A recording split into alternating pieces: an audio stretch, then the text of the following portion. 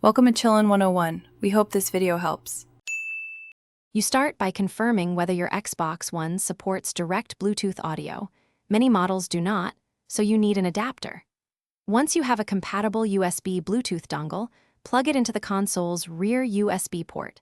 The dongle lets the Xbox communicate with headsets. Make sure your controller firmware is updated under Devices and Accessories, because controller updates can affect audio routing. Now place your headset in pairing mode so the console and adapter can detect it. Hold the headset button until the light flashes. Now you pair the adapter and headset. First, navigate to Settings and the Devices and Accessories menu. Select your controller to verify it's connected. Next, press the pairing button on the USB dongle. Its LED will blink while searching. Put your headset in pairing mode at the same time. Once the dongle and headset detect each other, the LED will become steady. Then on the Xbox, choose the headset from the Bluetooth devices list and accept any pairing prompt. This establishes audio and chat channels through the adapter.